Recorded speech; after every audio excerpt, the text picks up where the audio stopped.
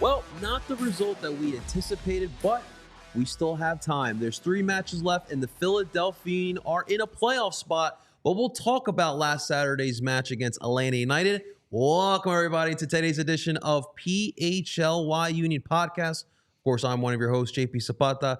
Joined as always with the lovely Renee Washington, and behind our glass, we got Mr. Andrew Frazier over there. What's going on? Listen, I must start off here. So obviously, look, Renee knows very well.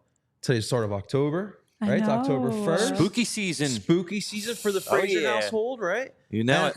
And like, I'm leaving the house, and of course I ran out of coffee, so I had to run to Wawa. But it felt good, like October. Okay. Walking in a Wawa, getting my pumpkin spice coffee, you know, and I just felt like the cozy fall vibes. Like we're heading into Red October this weekend. Mm-hmm. We're hoping that there will be a Blue October. It's still not set in stone, but it's gonna happen. It's gonna happen. Listen, I love your optimism. I hope so too. But I felt cozy this morning. That's the word I'll use. Cozy. Obviously, I got my snuggy little. Yeah, you do look warm. You do look so warm. Like that looks like a blanket that I have. I was a little worried because if people don't know, full disclosure, this studio is either freezing cold or as hot as brick. So I'm happy that I dressed appropriately today. Yeah, you are actually, because it's chillier. I like this time of year when it's cool outside. It's not too hot, not too cold. Light jacket season, light sweater season. I don't have to bring out like full on, I get cold very easily. Right. So when I don't have to bring on the full like hat, scarves, gloves. The bundling. The bundling, because it just makes everything so bundling. difficult. But it's also the exciting time with October 1st. Right. Not only do we have fall season, all my fall decorations are up. I know you guys, your ladies have already decorated. Mine have been up 2 weeks already, for 2 weeks. I know, but me too. This is also that time of year, guys. We get the crazy overlap of sports. You get Major League Baseball playoffs have started. They start today. Major League Soccer and NWSL playoffs are coming up. So you're getting the push for the playoffs, which makes every game is like a play-in game. You get the NBA is doing media day and starting the WNBA's in playoffs. We have the overlap of all sports. The NFL obviously has already started and been off to a crazy start in the early weeks. So I love this time of year because it's just nonstop sports. Yeah, I know. I mean, if you're a big sports head, this is the best time of the year. I mean, everything is going on. It is super awesome. Now, if you're a weather fan, you might not like it because it's starting you're like, okay, fall's nice. I'm a guy who, if I don't have to wear the layer, I'm not going to. Like right now, I'm wearing shorts you don't get cold. Wow, yeah, but I get hot, and I don't like getting hot. But like, I'm wearing the shorts, I'm wearing the sweatshirt, so it's really nice. But then winter comes in, and it's just it stinks. So fall's great, but it's also double-edged sword. I'm with you guys on the weather because like I hate like it's fall and like we should see the leaves changing. They are changing, and they're falling. Like 60-degree weather, but I don't like it looking outside at Seattle, Washington. That's the only thing. That's the only thing about this time of year. I know, Jillian, you're saying Happy National Pumpkin Spice Day. That's right. Yes, I got my coffee. She told Kyle the other day, it's the time of year where all 5 of your teams get to disappoint you. That's the other thing. Like, with all the sports means more disappointment, more frustration. Definitely not wrong. It's like every team, who's going to let me down next? But the weather does let you down. Like, when you look at the gloomy, I don't like the gloomy days. No. Like, I'm drastically impacted by the sun. You got to get that special light in your house that, like, gives you the sunlight. No, or just the real sun, Andrew. Oh, I mean, the real sun's great, but we live in an area where it's like for 3 months of the year, it's horrible. Oh, I guess. That's where this past weekend and even now, like, you're just constantly scoreboard watching. I know. There's so many things. Like, I was looking at all the details. I know we'll get into the playoffs for the MLS updates. There's so many things that can happen. So many possibilities. It's exciting. And the Union are right there in the mix. I know. And like one thing that I want to continue seeing, especially in American sports culture, is us integrating MLS soccer into our fall watch because obviously a lot going on, but you also want the MLS to be involved there as well. As obviously you said hello to Jillian. We got BC in the chat as well, showing his LA Galaxy love as they gear up for Colorado tomorrow, but they just came off of a victory, I believe. A victory over the Vancouver I was about to say Vancouver Canucks. The Vancouver Whitecaps. The overlap of sports. What's Hockey's happening? also starting. Hockey's also Everything starting. gets jumbled up. My bad, hockey. That is I was trying to get all the sports in there. College sports. Okay, I'm done now. I think we're good. All right, well, let's talk about our sports, and that is our Philadelphia Union and MLS Soccer as the Union on Saturday nights on what I thought would be a monsoon, but we actually got some good weather. They did. On Hispanic Heritage Night, the Philadelphian walk out with, this is a disappointing result, a 1-1 draw considering where we're at in the season, where the Union are in the standings. And of course, Atlanta United, listen, they're not technically out of it, but they're out of it, right? And so we all probably anticipated, most of us anticipated the Union would walk out here with 3 points, but a point is what they'll get. At least they got a point. That's the important part. Now, the lineup is the big part here because obviously the Union have been rolling. We talked about their week last week. Like, that was phenomenal, right? You kill NYCFC and DC United on a combined score 9-1.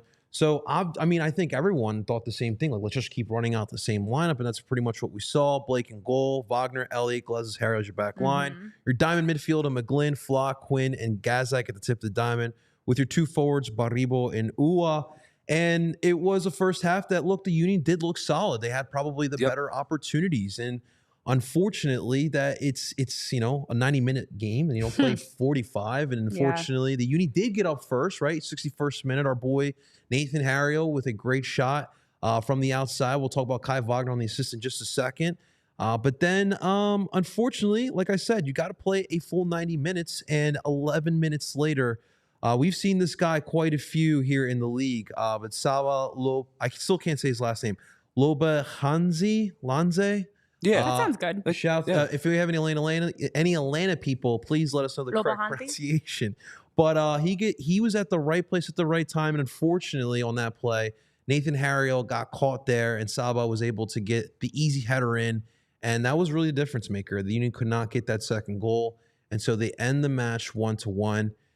Renee, it's disappointing. Yeah. They could have won that match, and it was definitely there. They looked like, if you look at the match for a full 90 minutes, the Union were definitely the better of the two teams. 61% possession in the first half. Well, that's the other thing too. And we know the Union typically, that's not a number that they want. They do not want to possess the ball. They would rather be south of 40%, closer to 30%, because they want to get those opportunities where they create those turnovers, and then those opportunities become scoring chances. And the thing is, and we talked about this before, Renee, Atlanta, it was clear the second half. They brought 5-6 men back in that deep back line. They were parking the bus a little bit, and the Union struggled trying to beat that, right? And there are going to be times where the Union are going to have to possess the ball. They're going to have to break down those low blocks. And unfortunately, on Saturday, they weren't able to do that assignment. And this is something that we're going to continue talking about. Yeah, and that's something teams are going to make adjustments, especially with how much the Union have been scoring lately and offensively difficult to manage. And so I know Jim Curtin was talking about it post game, and you could see it in the game, just the way that Atlanta, as you mentioned, did a really good job getting compact.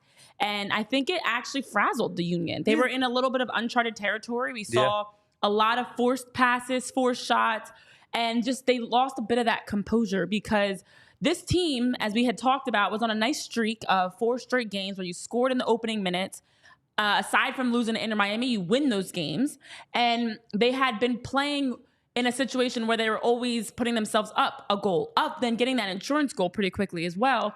And now to have a 1-1 game where you give up a late goal in the 70 plus minutes, and you now have to kind of scrape together and try to figure out how to get out of that adversity is something they haven't had to face in a while. Right. And I think this group was tested, and they didn't handle the test well. Fortunately, they still walked away with a point.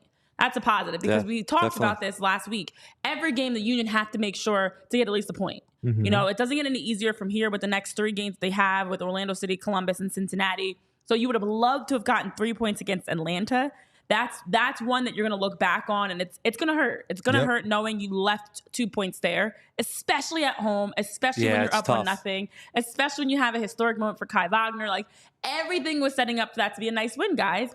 But I do feel like this team, if they're going to be able to get any noise in first of all, obviously get to the playoffs, but definitely do well in the playoffs if they get there, you've got to be able to handle matches like this. And I thought Atlanta just defensively from Guzan forward was very clinical and tactically strong, organized, dropped numbers in. They didn't push their backs high enough at all. So the Union didn't have any options in transition, and they definitely didn't have any options in the run of play.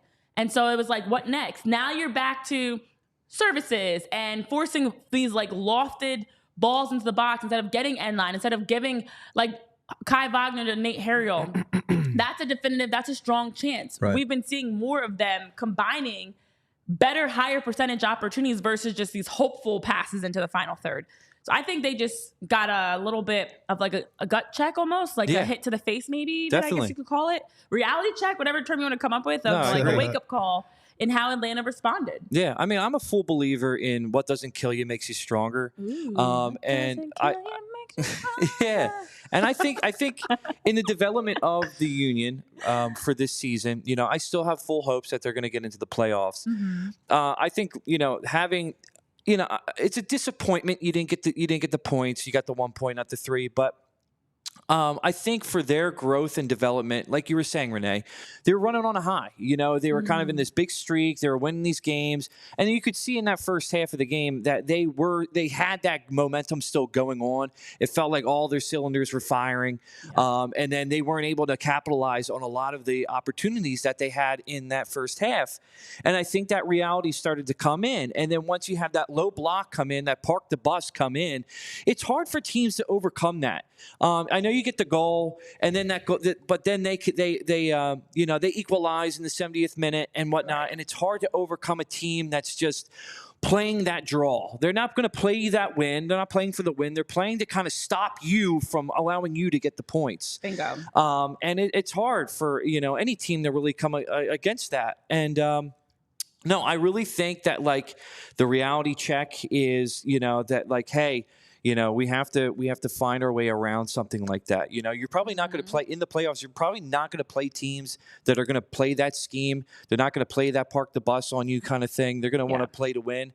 I think it's going to motivate them. I have a good feeling with this team and who they are, what they've been showing us the last couple of weeks. It's going to motivate them. And I think, we'll talk about Orlando later on in the episode, but I think we're going to see a win. Ooh, wow. All right. Wow, Listen. Andy coming out. Guns a-blazing. Yeah. Pew, pew, pew. Yeah. Okay, Pistol Frazier. Pete right now. Jumping ahead. Wow, dude. you're feeling really confident over there, Yeah, Andrew. I'm feeling it. Wow.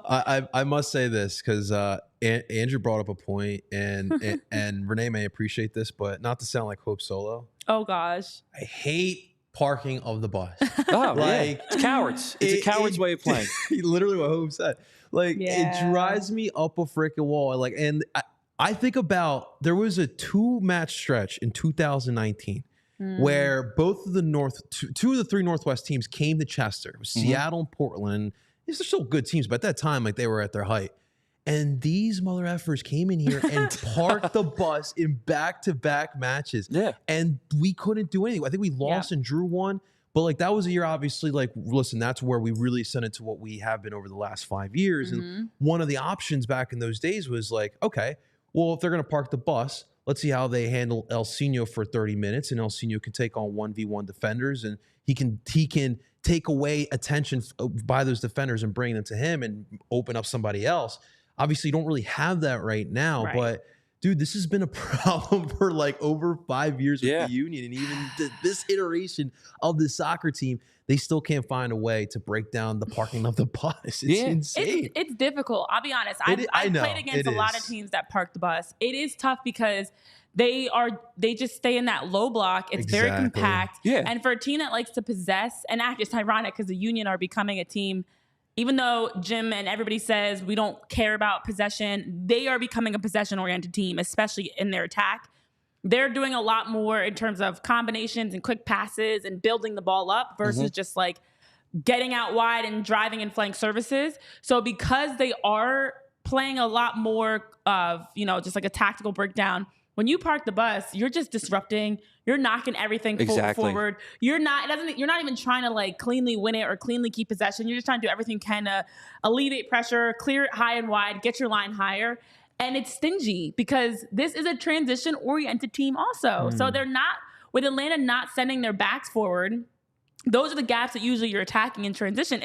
They had no answers. And I think their inexperience a little bit showed because they haven't faced that. Let's be honest. Yep. Most teams the Union play against are not parking the bus against them. No. You park the bus against an Inter Miami. You park the bus against a Columbus. You park the bus against LAFC or LA Galaxy. Like, no one is just sitting back dropping in. But with a few games left, Atlanta is still in this also. And they are also just trying to figure out a way to kind of like scrap together some results and see what they can do. It's still, there are 3 teams that can be, what's the final? 3 teams that can clinch this week. Yeah. But there are also 3 teams that can be eliminated this week. Mm-hmm. LAFC is a team that actually can clinch a home field advantage. But Atlanta is still very much in the swing of things. Like, they're right there as well. Yeah. They're not a team that can be eliminated or clinch this week. Same thing with, of course, the Union. So I think it makes sense that they defensively were a lot more compact, and now they've just the Union have to figure out how to handle that. How are you going to move forward and be better in those situations to be able to better handle, anything that's thrown your way? And you know what, guys? There's a place you can be prepared for whatever's thrown your way this fall season, especially if it's any sort of cold, flu, or anything like that. Let me tell you about our friends over at Rite Aid. Sniffle, sniffle, cough, cough. Because at Rite Aid, they have all you need to be able to prepare for the big moments, to be at the big moments. It is Halloween, it's fall season. We've got all the fall sports we talked about, the overlap. Thanksgiving's around the corner. We'll be here before we know it.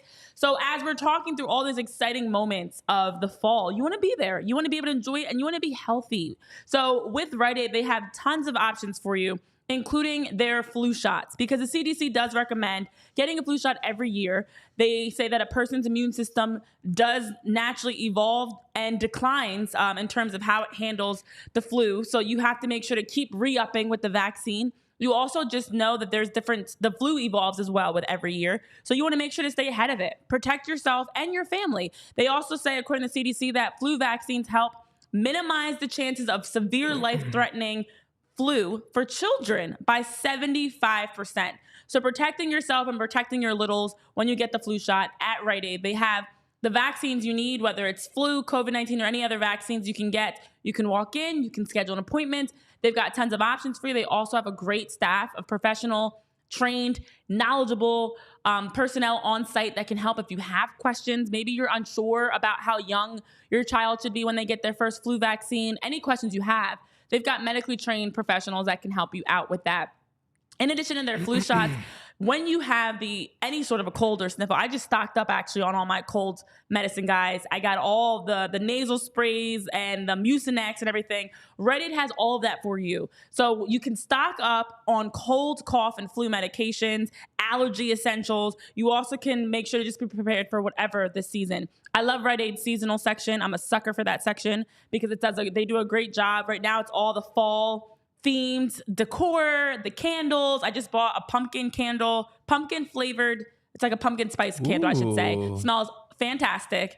They've got all the things you need for your home. They've got the candy, whatever you need, decorations. Rite Aid has it for you. So if you are looking to get that flu shot, though, just walk into your local Rite Aid or schedule at riteaid.com. State, age, and health restrictions do apply, but ask your Rite Aid pharmacist for more details. Again, that's over with our friends at Rite Aid. I love it, Renee. All right. Tis the season. Tis is Pumpkin the season. spice candle. It smells amazing. Yeah, the pumpkin spice candle over there. It smells so good. It's all right. All right, ladies and gentlemen. Well, listen, the Philadelphia obviously have struggled with breaking down the low block, but you don't have to struggle with your finances, all right? That's why we have our friends over at TrueMark Financial, ladies and gentlemen. Listen, it's such a touchy subject, but we're all trying to improve upon those finances, right? And so make sure you guys are having a credit union like TrueMark Financial to make that true difference there, all right? TrueMark Financial's debit card helps you earn reward points. Every time you select credit instead of debit checkout, you'll earn credit union reward points. As points add up, you can redeem for cash, travel, or retail gift cards, merchandise, and much, much more. And monitoring your credit scores with Savvy Money is extremely important. Regularly check your credit score for financial awareness and error detection. Protect against identity theft by monitoring for unauthorized activities.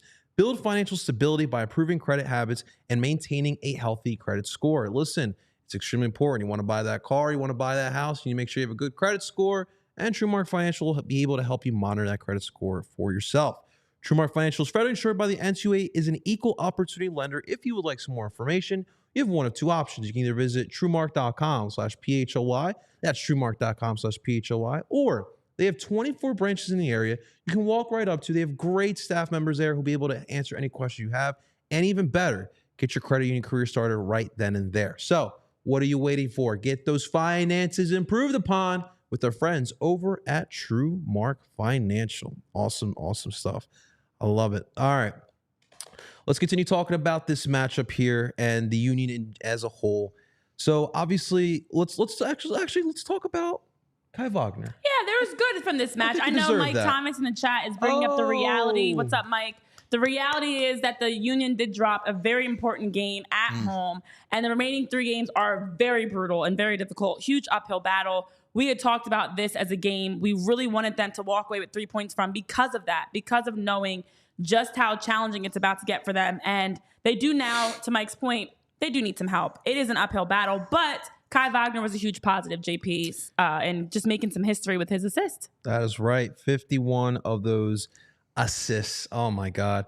You know what? It's funny because maybe like 10 years ago, you wouldn't think that this type of stat would happen with a fullback, but the way this game has changed so much, like the fullback is so important. Like in the modern day of soccer, you need fullbacks who can run that width of the field, create opportunities from out wide, but also get back and defend. And in this league, like consistently, since he's arrived here, there's no one who's done it consistently like Kai Wagner.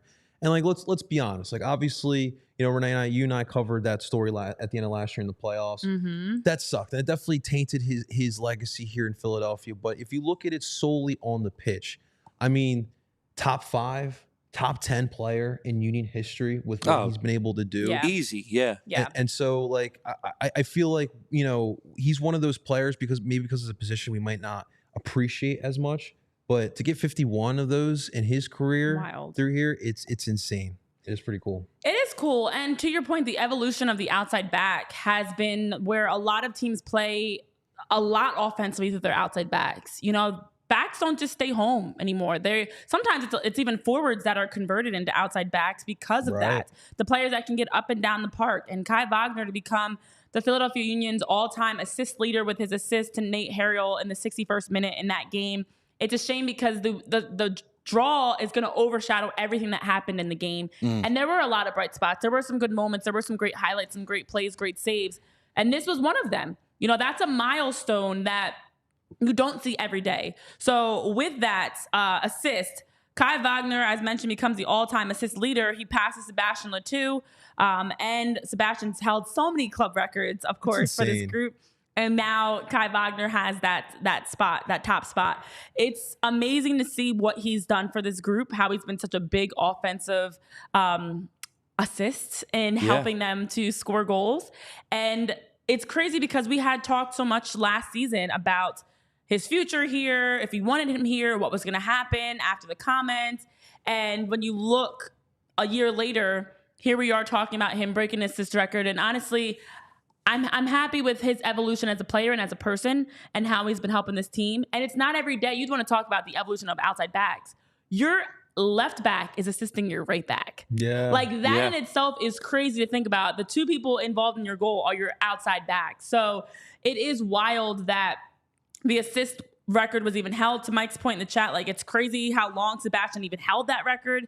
It's crazy how long it took to break it. It's also crazy it was outside back to outside back. But I do think that for Kai Wagner, he's such a big part of this team and one of the best outside backs in the game. Absolutely. Across this league, without a doubt. I feel like it's been like a pretty historical year for the Union for players, that is. I mean, you had Gazdag, you know, with the goals and now, you know, Kai with this. And it's really cool to see now this year to see these guys doing this stuff. It's really great. And yeah, it's just amazing to see these backs, the development of them, you know, and I just feel like there's no one in the league that can do what Kai can do. You know, it's especially a left fullback. Yeah. Finding a guy who could do all that and also lefty. I mean, in every league, and his passes. Oh my goodness. Oh my gosh. Yeah. I feel like he's involved in everything. Really. Yeah. And every attack, I feel like he has some imprint on it. And well, I think the other thing is, to your point, Andrew, about the history we've seen this season. You get Daniel Gazdag, who passes Sebastian Letou for a number of scoring records, all-time scoring records. You have Kai Wagner, who passes Sebastian for all-time assists. I think a big part of that is also the fact the Union don't typically have guys that stay. Yeah, like that's I hate to bring up that topic in general because I know we've talked about it so much at length, but to have 51 assists, that takes time. It doesn't happen overnight. And it's been since 2019. He's 27 years old. Like, all these things that we've seen that lead to this moment, we don't often get from the Union. You have a 27-year-old outside back still in his prime who came into this club 5 years ago in 2019 and has since been very active in the lineup and stayed. Yeah. And stayed. So I think for him, much like for Daniel Gazdag, it's even a testament to, you have some more tenured guys. That Wagner has 12 assists on the season so far. He's ranked 12th across the league with that. And he also was able to break a club record. And he's still here as of now. Yeah. So I think that's a big part of this. Yeah, I mean, like, this guy could have been playing in Europe. Obviously, it just didn't work out. And maybe we'll find out in the end of his career exactly what happened with some of these rumors. Obviously, there was a point where he was heavily rumored to Leeds United, and nothing ever transpired with that. And I definitely would like to know. But, like, the bigger picture of this, Renee, right? Like, we're all upset. Like, there's not major hardware in the trophy case, right? Like, we don't have MLS Cup, we don't have a CCC or CCL. But, like, you guys got to remember, like, the first 9 years of this club, it was bad, right? Bad. Oh, yeah. So since 2019, you do have supporter shield, but more importantly, you found players that, like, 10, 20 years down the line, it's like, who's going to be that Kai Wagner?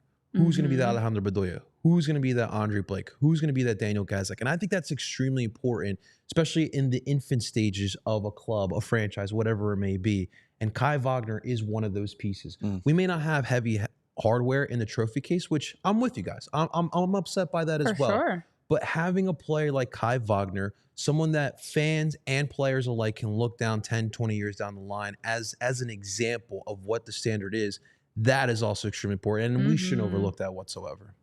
Yeah, it is remarkable because we are seeing, I know we got the numbers about, like, Daniel Gazdag being one of the highest jersey sales, and the assists that are, and the scoring records that are being broken, and all the different monumental things we're seeing. It's also overshadowed by the season as a whole because the team still has been struggling, has been very up and down. Right now, they're sitting right on the cusp as they are in for a play-in spot, but very, very narrowly in. So because of all the results, the standings and everything, it does kind of take away from what the special components of this group. But I will say I do feel like we're going to look back on this season in the future as a turning point. Acquiring some key pieces, even just, it feels like a change. It feels like a change in the identity, a change in the club that we're seeing from the Union, records being broken. And I don't know what the future is going to hold, who's going to stay, who's going to go, who they're going to bring in. Obviously, I'm no mind reader, I can't predict the future. But I do feel like this is kind of that step that we're getting of taking, turning the corner for the Union for the future of being able to compete with what the rest of the MLS is doing. Yeah. Yeah. I mean, Do you feel like a positive path forward? I kind of do. With, like, the moves that they've made recently and the transfers and stuff like that. Like, obviously, I think we can all realistically agree, like, we're never going to get, a big name person here. But do you feel like there is that, like, the trend is like, hey, we might have something, maybe not this year, maybe not next year, but 3 years from now, we could have, like, a very strong competitive team? You do bring up a really fascinating point because, like, I do feel like the Union will still be very competitive. Like, the thing that I worry about is, like, it feels like we are heading into a new era of MLS. Like, it feels like we're heading into MLS 4.0, whoever's keeping track of that. But are the Union going to keep up with some of what the MLS 4.0 teams are going to do? Like, this model that they've created 5 years ago has been great. Like, I mean, despite what some people may be saying about it, I think it's been great. Like, you've been consistently good. You've been a contender for 5 years. Like, that's awesome. But there are going to be more teams that are going to be spending Miami and LAFC money. And I'm not, again, like, and Andrew said it perfectly, I don't think we need to spend that type of money. Yeah. But, difference makers do cost money, right? Like Chico, Cucho, like those type of players are some of the players that we've constantly mentioned on this show. Yeah. And so, like, I did like Danley. I did like the Danley signing. Yeah, same. Even like Sam Adeniran, like, it sucks like we haven't seen more in the stat sheet.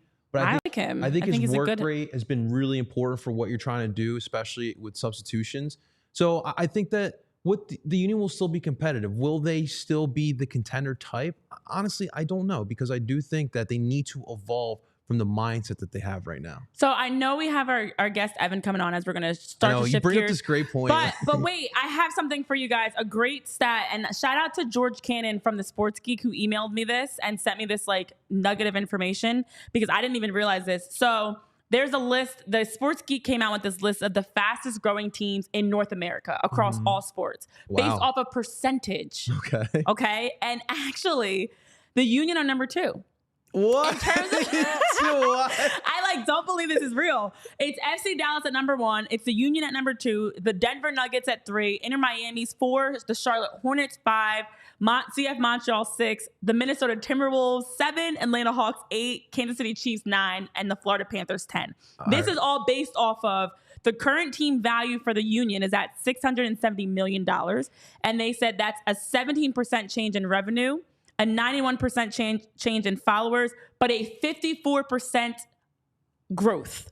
So when you look at the percentage and the evolution, now the numbers they're crunching, I know I should have brought this up sooner, is how much the revenue has increased over the last year and the percentage increase in new followers over the last year. So the Union actually sitting in the top 2 across all leagues across North America. I don't know. This is the Sports Geek that sent me this information, and I was like, what?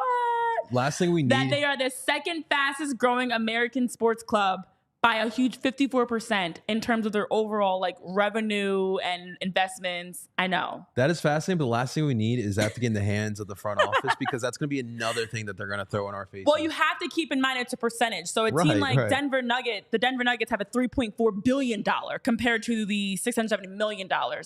Inter Miami's at $1 billion. Charlotte Hornets at $3 billion. So there are teams in the billions. So in terms of specific numbers, they're not there. But percentage increase, unfortunately, yes, they are taking steps. It's the facilities they've built. It's the players they've acquired. It's the loans and the deals they've made. It's crazy. I know. Percentage-wise, crazy. It is definitely going to be interesting. But we do have our guest. So real quick, let's just pay the bills before we get to some Orlando City preview. And look, Renee and I were talking, and Andrew and I were talking about the future of the Union, and it could be very, very scary time, right? We don't know exactly what this team's going to look like. So this is a perfect time to maybe sit back, relax, and choose chill with our friends over at Coors Light. Ladies and gentlemen, listen, we talked about it. It's October. I brought up my buying my Wawa coffee this morning, my cozy sweater. I'm ready for October and fall and more sports.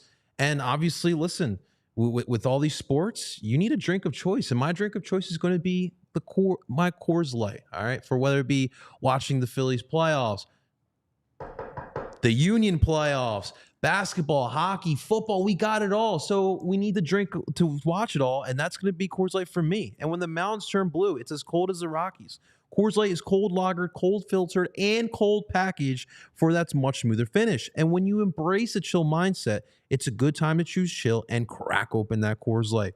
Coors Light is a mountain cold refreshment, crisp and refreshing as the Colorado Rockies. And right now, if you don't want to go to the beer store or the liquor store, you can get Coors Light delivered right to your front door just by using CoorsLight.com/PHLY soccer. That's CoorsLight.com/PHLY soccer. You can get delivered right to your front door with Instacart. I think that's phenomenal, ladies and gentlemen. With all these sports, no time to go to these stores, okay? So celebrate responsibly. Coors Brewing Company, Golden, Colorado. Shouts to our friends over at Coors Light. Yeah, and also shout out to our friends over at Rothman Orthopedics because they do a tremendous job in keeping you healthy, staying in the game, staying at work. I know I've gone to Rothman many times over the years as a player because I needed some rehab for my tendonitis and different other injuries. So if you have aching joints, hands cramping, back issues, maybe you're dealing with knee pains, whatever it may be, Rothman's got you. At Rothman Orthopedics, they have specialized care that really has been on display for years. Over 50 years that Rothman has been providing some great care for everyone to be able to stay healthy. Their mission is to give you high quality, compassionate, and affordable care, which is also rooted in research. So bringing together the research and analytics along with just the care and the support that you need. It's difficult when you're looking for the right place to go.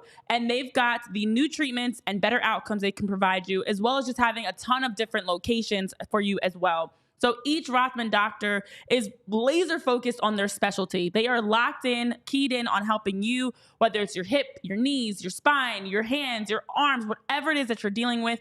They've got a team for literally every body part.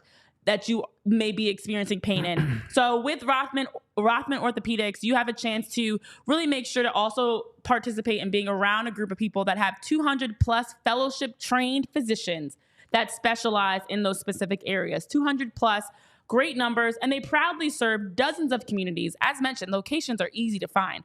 They are in Pennsylvania, they're in New Jersey. They've got 30 plus convenient offices, urgent cares, and walk-in centers in this area alone. You'll get the full spectrum and range of orthopedic care at Rothman Orthopedics, from diagnosis to discharge, x-rays, MRIs, braces, everything in between, physical therapy, and much more with Rothman year after year with great performance and great support.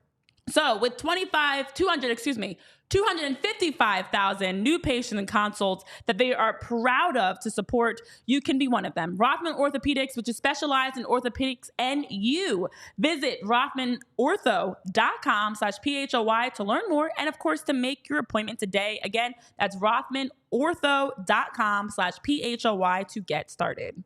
I love it. All right, ladies and gentlemen, it's that time of the week, all right, or time of the show, I should say, because the Union have not one, but two matches this week. And to start it off here, we have Orlando City. So without further ado, we're going to get the eyes from the other side. The voice of Orlando City, please welcome on in Mr. Evan Weston. Evan, what's happening? Hey, guys, how you doing? Doing great. Great, About how yourself? are you? Good. I got to shout out our Philly listeners and endear everybody with a little "Let's Go Mets" on this wild card. Evan. My guys getting in the last day. You They'll be actually didn't eliminated have to. in about 36 hours, but it's all good. They made it. I don't know. Mets look dangerous. We're not talking about the Mets because, first of all, you guys don't even have any pitches right now. Edwin Diaz's arm's going to literally fall off. You've got no one to pitch for you, but we're just going to sit back and eat our popcorn and laugh. I forgot you're a Mets fan. Shouldn't have had you on the show for that reason alone. The standards are a little lower in Queens. We're just happy to be here. Awesome stuff. All right, well, let's talk about this match. I do want to talk about first off, have you been back to Orlando in the last week? I know you go back and forth. Oh, he lives down there. Hey, you live in Orlando full time. Oh, awesome. How's the weather out there? That was going to be my question because obviously we've been dealing with the hurricane over there. Yes, yeah, no, we didn't get a whole lot from That's the good. weather, so we just got a little outer bands. We were very fortunate. Shout out all the folks in Carolina and Georgia who are dealing with some really awful stuff right now. All said. But thankfully we were spared. Yeah, for sure. It's been a hard time with the hurricane, so definitely sending our well thoughts to everybody that's been impacted. Listen, Orlando City right now, and I see you're rocking some purple, which good for you. Orlando City right now is sitting in a really good spot in terms of standings. Of course, the Union are right there in the thick of things, trying to climb the table. So we've been talking a lot about the playoff push, and this matchup is huge for both teams, especially for the Union. You know, what have you noticed recently from Orlando's recent form in terms of how they've been looking? It's been some really high-scoring games. We've seen 3-0, 4-3. It's a lot of goals scored, but also giving up a good amount of goals as well. What have you seen in their recent form from Orlando City? Yeah, we spoke on the show back in May before the first game, and we were both kind of fatalist about where our seasons were going. And these two teams have both had pretty huge turnarounds. It's just that Orlando's has been a little bit longer and a little more dramatic, and that they didn't, do it all in Leagues Cup. They were doing it in the regular season in July. So they put in. They put Martino Heda in as the number 10. That has solidified things. They kind of gave up on Luis Muriel as the answer and have gone back to what worked last year, but with a more proactive number 10. And that has led them on the greatest goal scoring run that they have ever been on. They scored 17 goals in their first 17 MLS games here, and that included the 3 they scored in Philly. So 14 in the other 16. They were bottom of the league. They've scored 36 goals in their last 14 games. They've been the best team in MLS, bar none, since July 1. I wouldn't even really say that they've leaked a lot of goals. They gave up 4 to Columbus without one of their starting defensive midfielders. They'll have both of those guys tomorrow night in Wilder Cartagena and Cesar Araujo. And then They had a kind of an off match in Kansas City where they lost 3-0 coming out of Leagues Cup. And other than that, it's been one or none for the opposing team in every other game. So I think they have been as good as they were at the end of last year, if not even better. Whether that translates in the playoffs remains to be seen. But right now, it's hard to find a team in better form, and they just after 4 months of trying to make it work with Muriel and with Nico Lodero and all these fancy playing 3-5-2, they've just gone back to what worked last year, and it's been sensational. Sometimes you just got to go back to what you know best, right? And that seems like what Orlando's been doing. But I mean, this attack's insane, Evan. I mean, like I'm looking over like the stats over the past couple matches, or I'm sorry, over the season. Facundo Torres, 13 goals. Duncan McGuire, 9 goals. Ramiro Enrique, 6 goals. So you guys still have plenty of options to choose from the attack. I'm a little bit jealous, Evan. Yeah, Facu Torres has kind of taken a leap forward, and I think is now probably one of the top 15 or so players in MLS. He was left off the Copa America squad for Uruguay back in June, and he took that personally. It was something that he really used as motivation, and I think maybe it freed him up a little bit too. He wasn't worried about, am I good enough? Am I catching attention? He just went out and balled. I think he's got something like 12 goals in his last 17 games.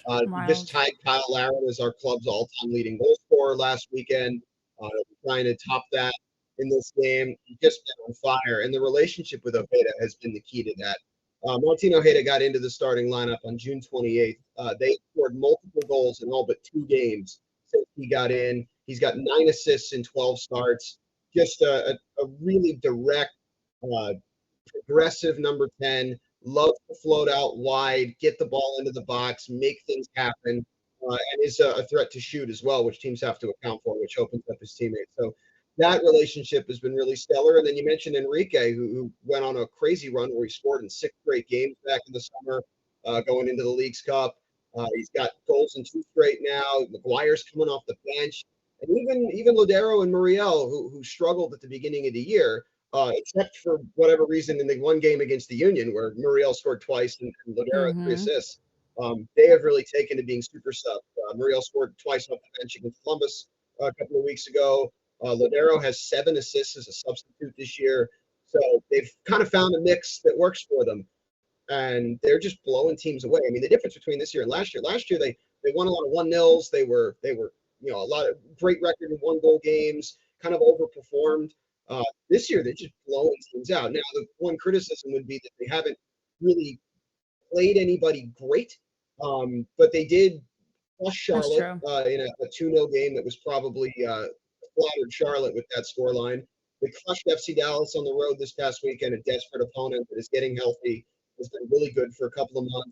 And they gave Columbus hell. I mean, they came this close to taking something off the crew in Columbus. And so I think all that is encouraging, and I think the vibes are about as good around here as they've been in some time. Yeah, I think it's interesting because you look at the Union, and prior to this 1-1 draw against Atlanta United, their previous 2 games, 5-1 win, 4-0 win. They responded well after a loss to Inter Miami that was kind of like a wake-up call where they honestly just got outplayed, fell asleep for a little while, and when you play against Messi, he's gonna make you he's gonna punish you. You guys kind of seem like you're in a similar boat to what we were pre-Atlanta. You talked about the opponents weren't as great. Well, in the last 5 games for you guys, 14 goals that you've scored, it's like 3 has been the average, it feels like. And even of the 5 goals against, the 4 of them were against the Columbus Crew. This team right now, you said the vibes are high. Where are they susceptible? Because yes, we've talked about it for the Union. There are some areas that definitely they got exposed against Atlanta United in terms of not being able to break down their low block, not being able to do enough in terms of finding penetrating passes, finding opportunities to get in behind. It was a lot of forced passes and forced chances. Where is Orlando City susceptible in your opinion? What do you see as like an area of weakness that the Union could possibly exploit from your opinion? It's interesting. They haven't really had one, but if you look at the Columbus game, the mistakes were self-inflicted. 3 of the 4 goals were scored on giveaways out of the back. And I think the Union do kind of match up well with Orlando, and they've had success in Orlando in recent years because if you give Orlando City the ball and drop off and pick your spots to press, they do struggle to break teams down. They're lethal on the counter.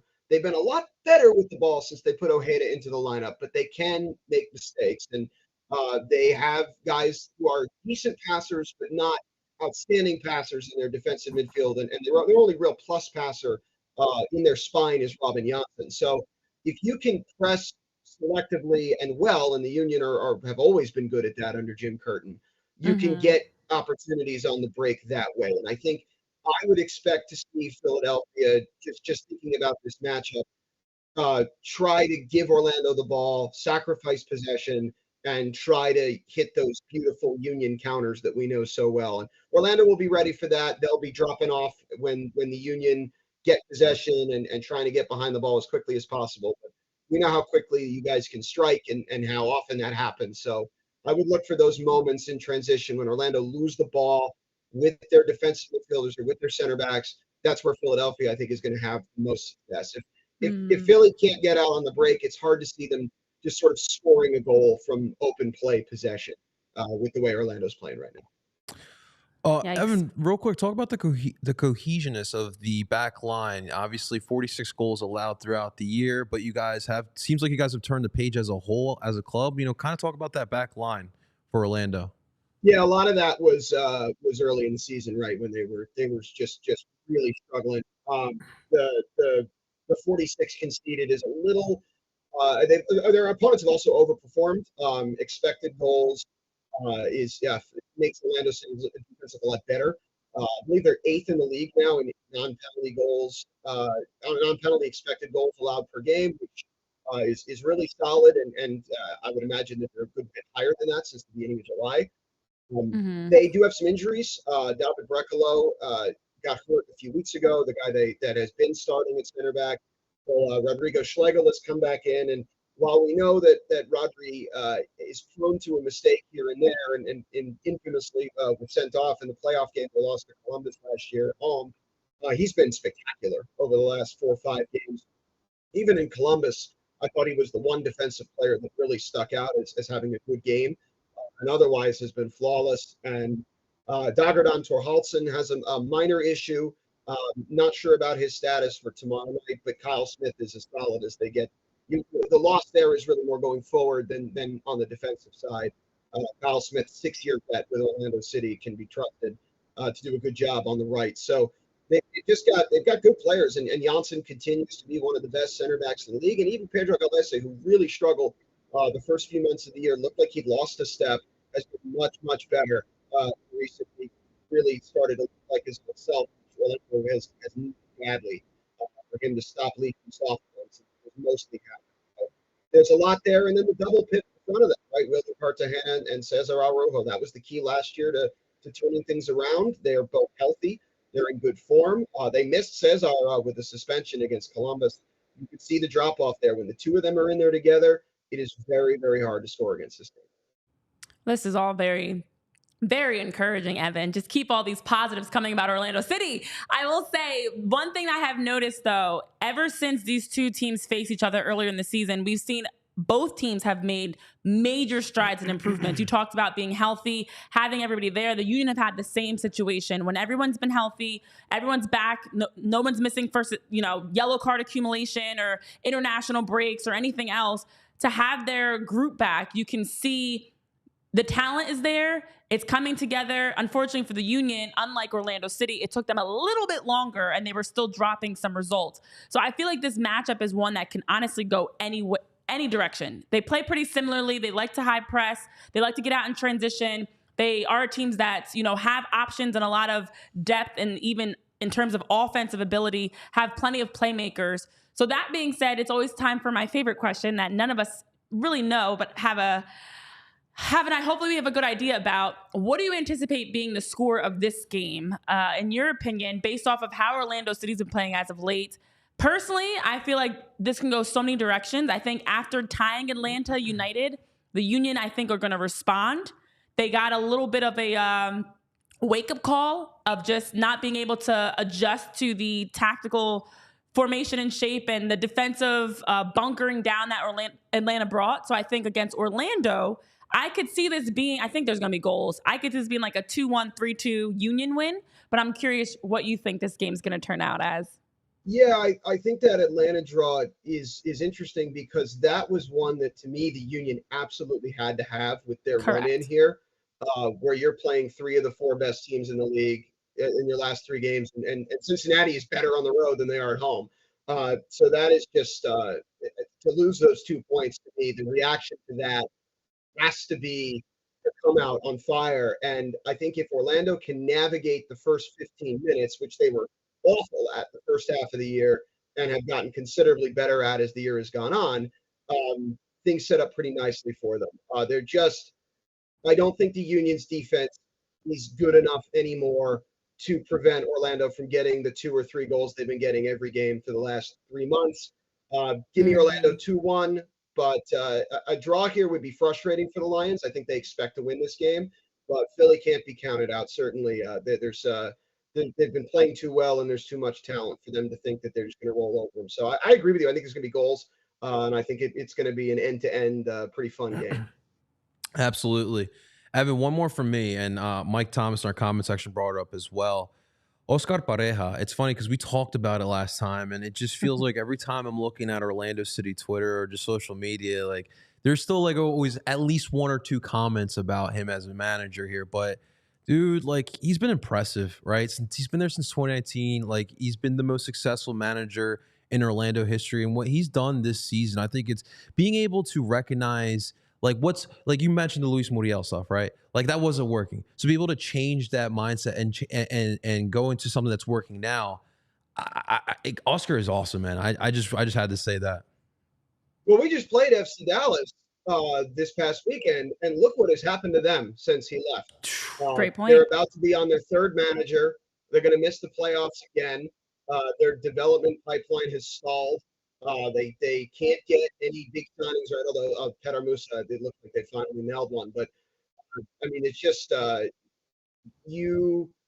thing with Oscar is that the floor that he sets is so high. You're pretty sure you're going to make the playoffs every year. The big question that people have is, well, how much further can he take you? And I understand that, but at the same time, well, when you lose that floor, as FC Dallas has, you notice, and you start to miss that. And there's a reason he's royalty in that town and got a standing O on Saturday. So, listen, there are probably 25 teams that are worse off than we are in terms of their managerial situation in this league. You guys might not be one of them. I know Oscar has a tremendous amount of respect for Jim, and it's a really good relationship between the 2 of them. Both guys' names have at different times been thrown out there for the United States job in a different era. So it's one of my favorite matchups of the year always when we see the 2 of them. But you're right. I mean, Oscar just won his 80th game for the club last weekend. Been in the playoffs every year. Won a trophy in 2022. Can they take that next step? We're going to find out. But I think you don't know what you have until it's gone sometimes. And the stability that Oscar has provided to where the playoffs, I mean, there wasn't really much reaction to clinching a playoff berth because that's just what they expect to do at this point. Plus, 62% of the league gets in. But they've clinched the top 7 spot. They're probably going to finish 4th.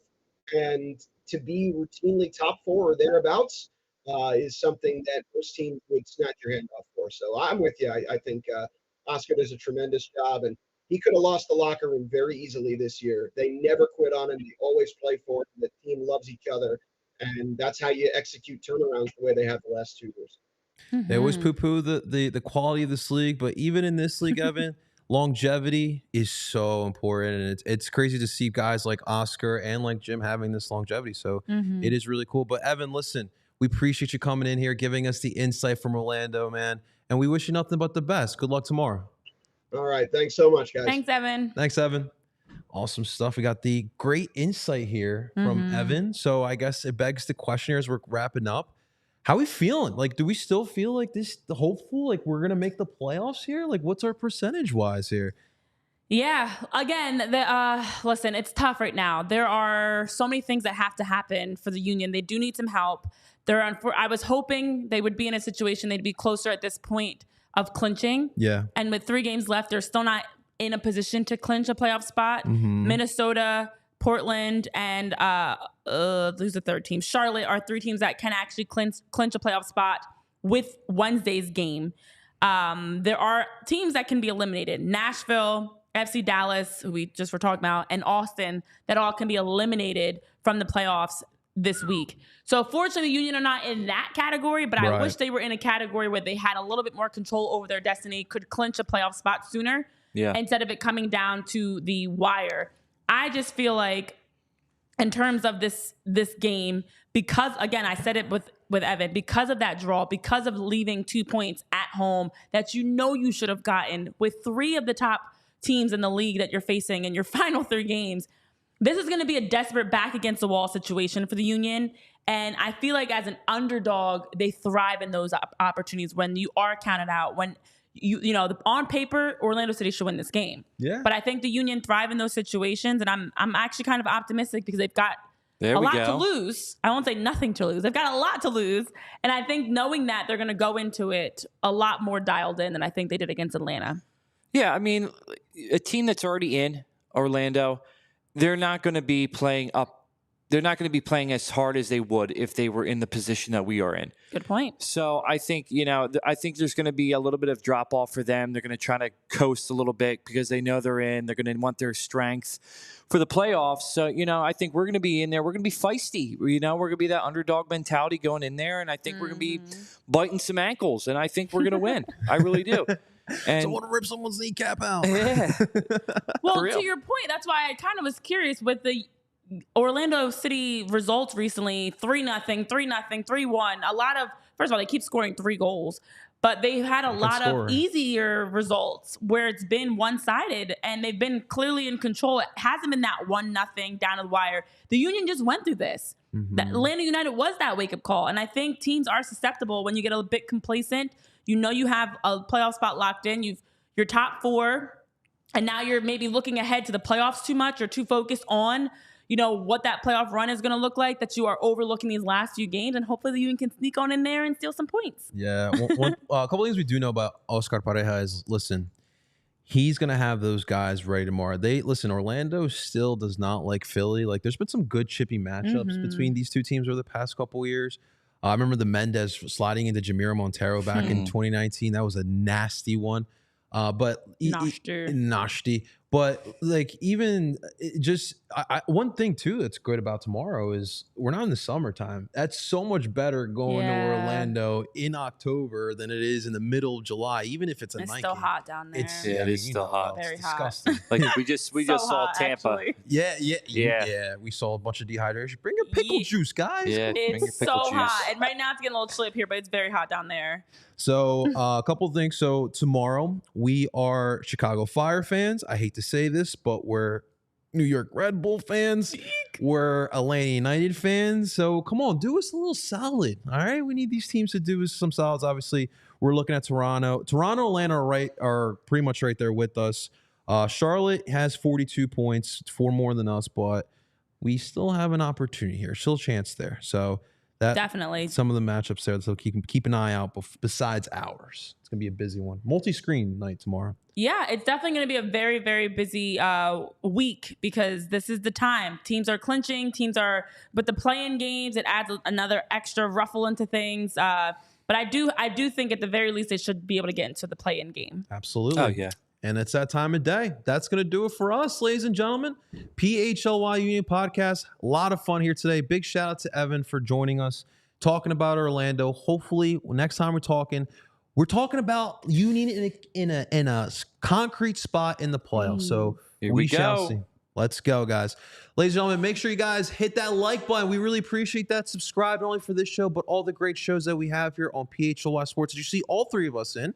So make sure you guys are subscribed as well. Until next time, Andrew Frazier behind the glass, Renee Washington to my right or to my left, depending on how you're looking at it. Of course, I am JP Zapata. Until next time, DOOP on, Philly. Go Union. We all silly like the mayor.